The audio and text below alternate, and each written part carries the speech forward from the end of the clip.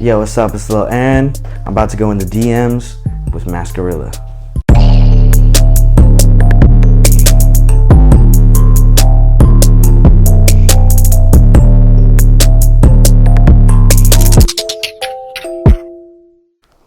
I'm from Indiana, Goshen, Indiana, small town in northern Indiana.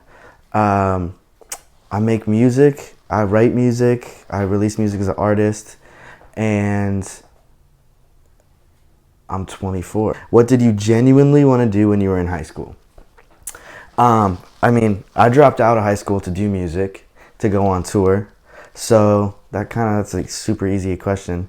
And like even to expand on that, like further back, I think I really decided and knew that music and being an artist was what I was gonna do since I was like 13, like somewhere in middle school. Like my older brother was in bands, and that was kind of like I saw that, so I just started being in bands. I think my first band was just like me playing piano, my homie playing guitar, and then a drummer.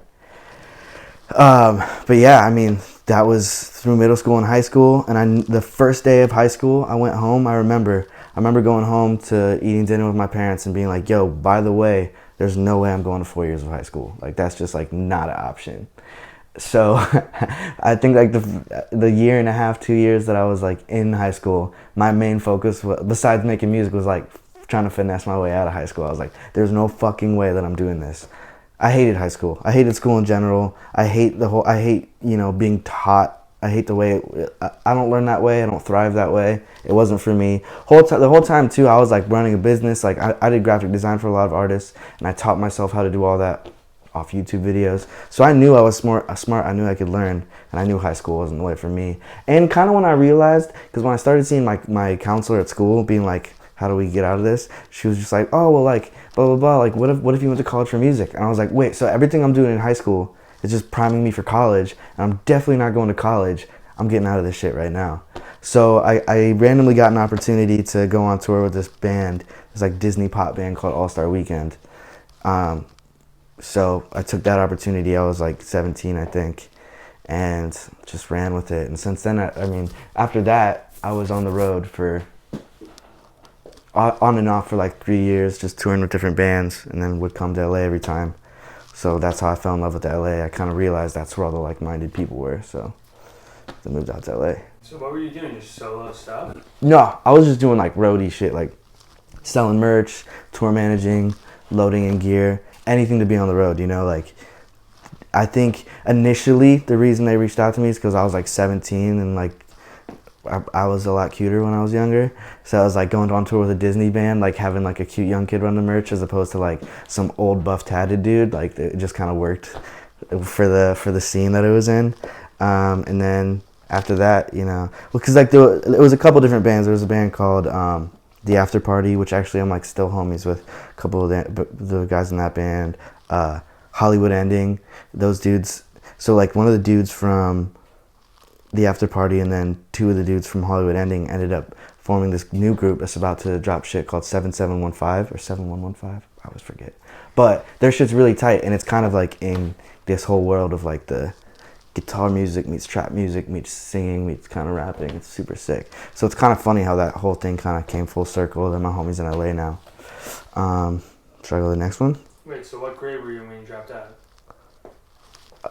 I think I was like halfway through my sophomore year. So was it hard to convince your parents to let you drop out, or what was that like? Shit, yeah. Well, my mom was the first person in her like family lineage to go to college. So she was like, yo, like you have the opportunity to go to college and you're not going to take it. But they also knew, because I was very dedicated and I was working very hard on music, they knew that I wasn't just like skipping school to like fuck off and do drugs. They knew like I had like a vision and a path. My older brother, like I said, had done music and still does music, but like, so that was kind of, they like knew, they were apprehensive, but they knew that I was like, I had a vision and I was gonna work at it, and like I had kind of proven to them at that point that like I wasn't gonna do anything else. So it was either like they stand in my way and I still get what I want, or they like kind of start letting me. So like slowly but surely they started allowing me to do shit. What do your parents do? My dad works for Edward Jones, so he does like investments, and my mom has done like a lot of different things. Like she was a librarian when I was a kid, and then she more recently she like heads up like the ESL stuff for like for English as a second language courses for like the all the elementary schools where I'm from, and because like where I'm from is very there's a mix of a lot of different people there, which is really cool.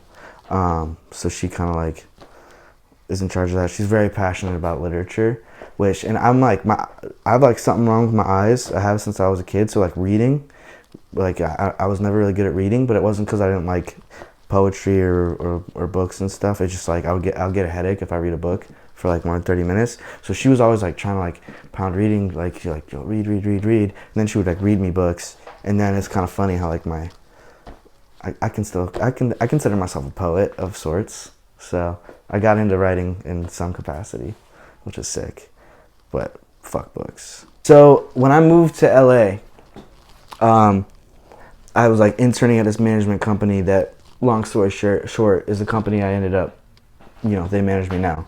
And they manage a bunch of songwriters and producers. So when I was like interning there and working on shit, I really got to see the ins and outs of like how the songwriting and producing world went. And you can hear it in my music. I love all different genres. Like I'm like very ADD when it comes to influence. So like when I started hearing these songwriters would send in songs, and one day they'd send in a country song, and the next day they'd send in like a hip hop song and then a pop song. I was like, oh shit, this is like an avenue that I can work and really express all of my interests and kind of like touch every side that I feel like I could work in. So after interning there for a while, I left and started songwriting, and I'd say that's been about like 3 years ago now. And then I was really doing that hard. I was kind of like diving into the songwriting thing. I started doing songwriting as Lil Aaron. That's kind of like where Lil Aaron came from. And then once I was doing that, along the lines, me and Y2K made Damn, and that was the first song I put out as Lil Aaron, and that's kind of like where the whole story begins of my artist career. But on the songwriting side, artists that I've written for, I had a really big song I wrote for Big Boy that was just like top 20 pop, which did really well. It was on a bunch of Apple syncs. That song was really cool. I wrote a song for Jeremiah, came out last year. Well, the Big Boy song was called All Night. The Jeremiah song was called Neither Do I. Other songs that an artist I've written for, I had a big like pop EDM type song with Haley Steinfeld and Prince Fox, came out a couple years ago. I wrote a song for Louis the Child and Iconopop, came out like a year or two ago. Well, another one that I've done a lot with is Kim Petras. She's like my favorite artist ever. I wrote on her first song, and we've been writing a bunch recently. Everybody needs to check her out. She's featured on my song Anymore. But yeah, the process of writing a song. So like someone like Kim or like Kiara, like those are my friends, so I'm in the room with them, from the jump. We're starting the idea. I usually kind of let them set the idea of what kind of song they want to write, because ultimately they're putting it out. And then once they kind of get there, once we like settle on an idea or a theme, then I kind of like will start interjecting more ideas. But then there's another way I do songs where it's just me and a producer and maybe another writer, and we're just writing a song. We don't know where it's going to go. We're just there to write a good song. And then once we have a good song, we let, our teams kind of like handle the rest, email it to whoever, wait for an email back being like, oh, so-and-so wants this. And I'm like, well, sick. Either like sick, they can put it out, or like, no.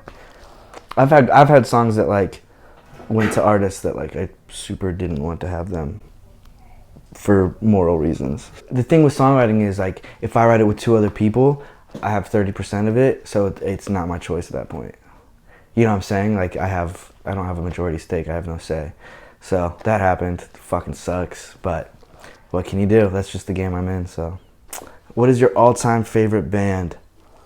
I have a lot of favorite bands. I've listened to so much different types of music over the years, but I think it comes down to a couple different bands.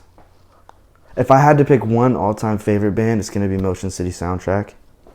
That was a very I think that was my favorite band at one point, and they've also aged well with me. It's one of those bands that, like, there's a lot of bands or artists that I listened to in high school that, like, as I get older, I'm like, oh, like the nostalgic factor hits, but like none of them more than that band were like the lyrics now that I'm an adult. I'm like, fuck, he was actually saying some shit. Like, so they've always stuck with me. But like, I mean, the Jonas Brothers were one of my favorite bands. They're still amazing. Their songs hit. I don't care what people say. The Jonas Brothers had hits, fucking bangers. I mean, besides that, like, I could go on for hours. Just, I love bands. Like, I was specifically, like, I think you can hear it in my music really well, but, like, I think the time where I was most excited with music as a fan was the, like, MySpace bedroom pop rock phenomenon. So, like, all that, like, the Ready Set, Hello Goodbye, you know, Cute Is What We Aim For, Never Shout Never, Plug in Stereo, all that shit was like my favorite shit. I loved that. And I think if you were able to dig up some of my old music, you could see that very clearly. And it's kind of cool to watch the progression of how that turned into what it is today. But yeah, I guess that answers that question. How did you get into music and when? I guess I kind of touched on that, but I remember I was at a football game. It was like, you know, like the middle school team. I didn't play football, so I was just in the stands. And I remember talking to one of my homies that was a grade above mine. I think I was in 7th grade. And the middle school was like 6th, 7th, and 8th grade. So one of my homies that was in 8th grade, I remember just being like, yo, like, we gotta start playing music. We were friends and we both liked music, but like, we're like, let's start a band. And then, I can't remember. Yeah, and then we just got like our other homie who was a drummer and just started jamming. And like, I think we started with like the Killers covers because the guitarist loved the Killers and he already knew them all. So I was like, all right, fine, I'll learn some Killers songs. And that was pretty much it. I remember being like so deathly afraid to play my first show, like so scared. Cause it's weird being in a position now that like I play, you know, like a big part of my life and my career is playing shows in front of people. Because when I was younger, like the biggest thing I struggled with was like stage fright, and like being in front of people was so hard for me to like, even going in front of the class and like reading something was like a task, you know? I mean, I've always had like really bad anxiety. I've learned how to deal with it more, but like, and that was even before, it's more different when like you're 12, 13 and you don't even really understand, because people didn't talk about anxiety back then. I didn't know I had anxiety. I just like knew that sitting in the back of the class and being called up to the front like scared the shit out of me. Or like I loved music and I loved acting, so I was in the musicals, but like the day leading up, like I was like unnecessarily scared. I knew all the words, I knew everything, I aced it, but like I was so scared. So I remember the first show I played, I was deathly afraid, because I'm like, you know, like anyone else, like fucking afraid of failure, afraid of making a joke out of myself in front of people.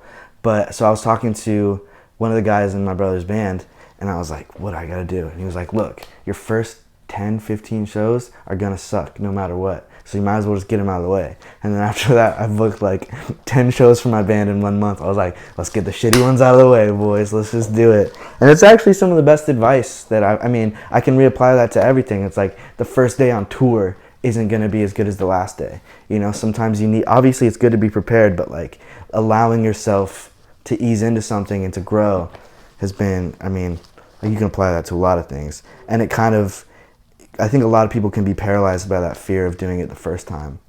But you got to just get over that and just let yourself have your shitty days, your shitty performances, your shitty releases, whatever it is, so that you can grow into the premier artist we all have inside of us. Why the big shift in sound with Rockstar Famous?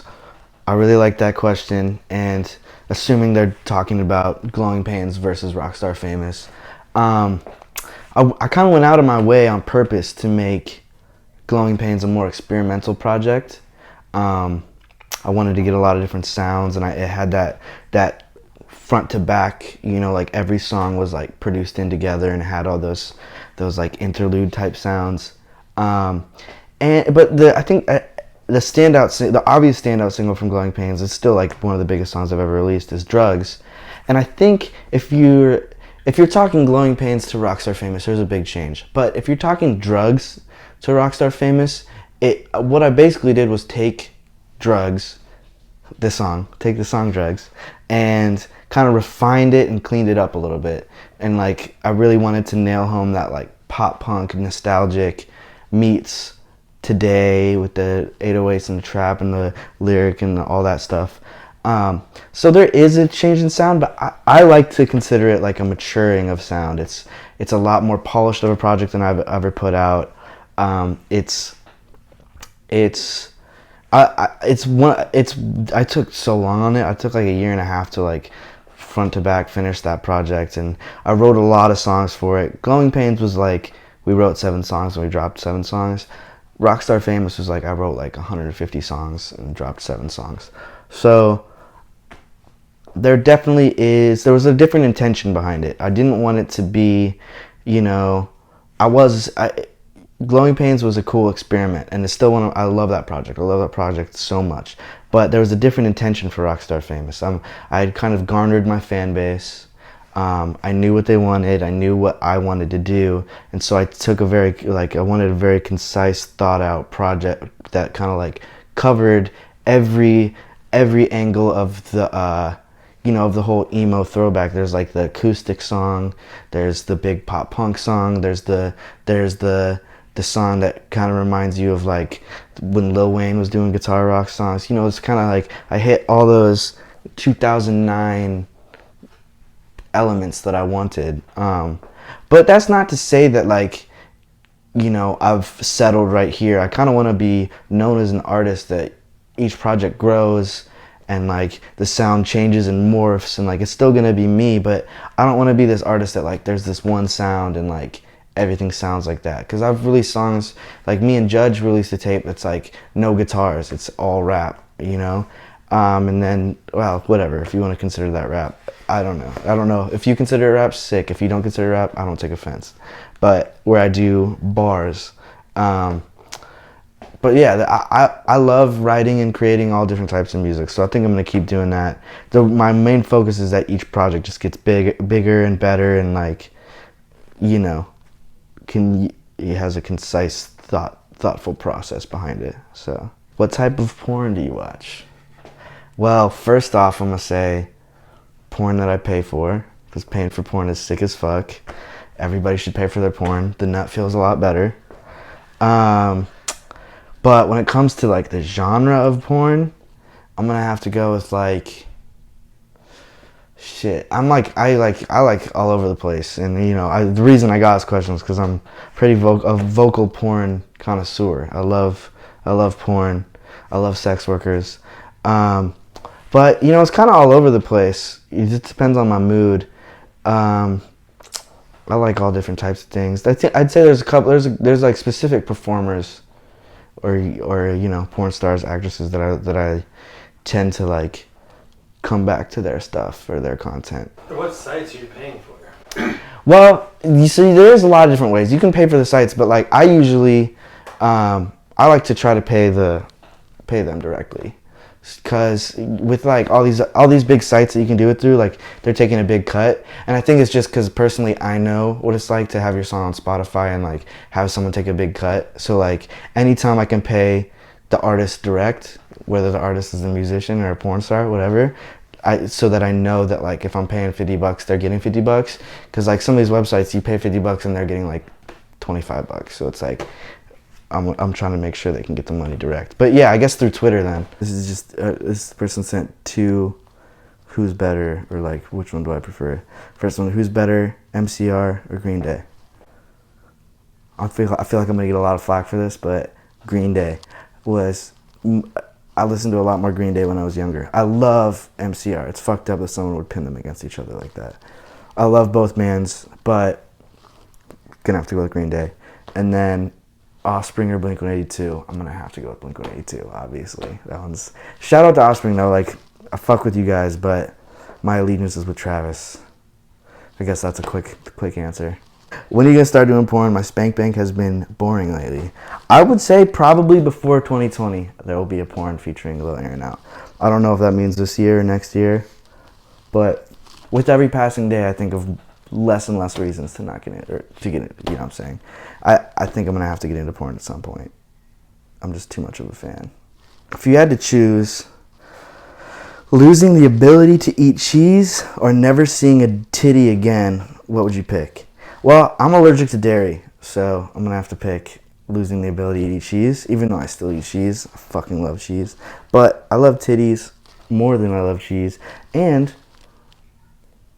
cheese comes from titties. So, you know what I'm saying? So hey, sometimes you gotta drop it on me. Tell us about your brother Cora and his bands. So this is cool. I touched on how my brother got me into music, but he's pretty much single-handedly like one of the most influential people to my career in music.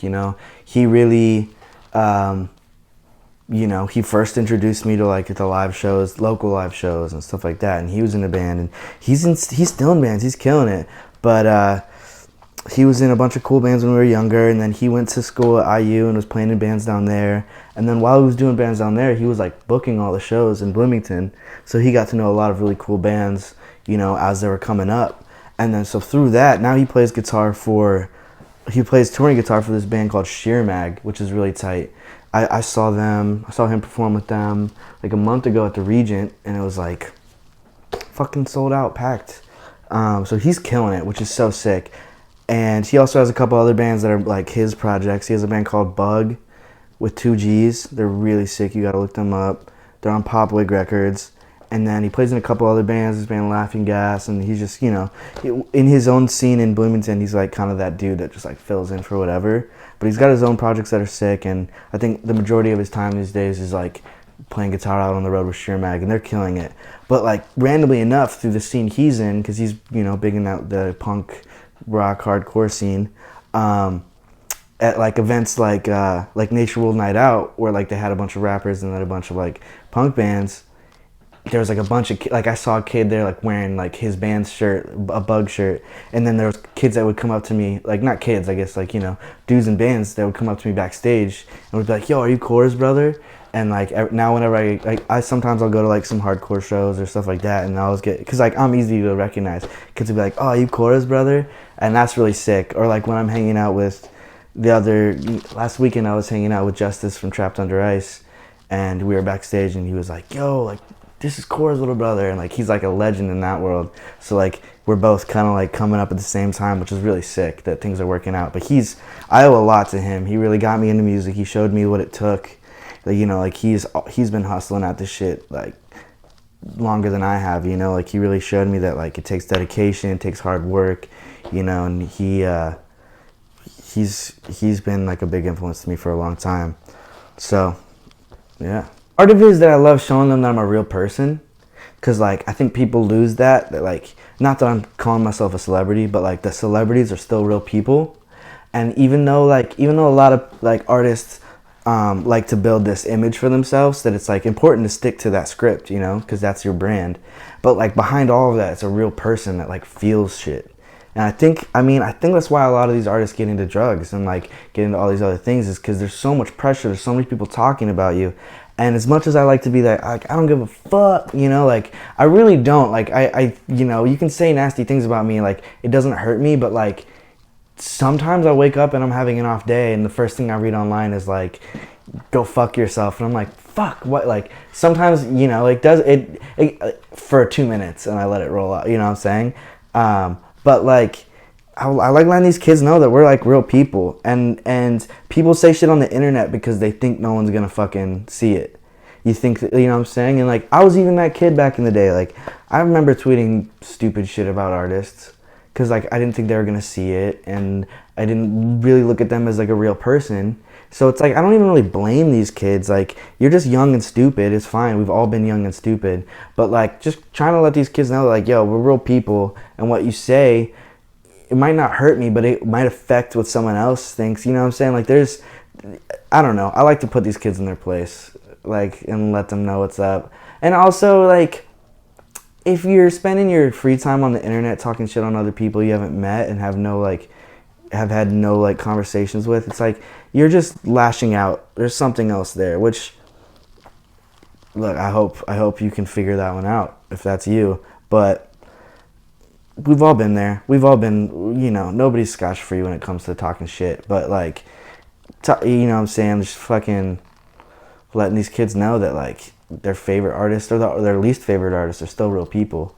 And I've been trying to apply that to myself too. Like, less like, I don't just go on the internet and say stupid shit about random people, but like, even if I have an opinion about a song someone else put out, if it's not positive, like I need to start keeping my mouth shut, which is, I mean, hard for all of us, but yeah, unless someone's really wronged you or you're sticking up for someone, it's not worth it to talk like that on the internet.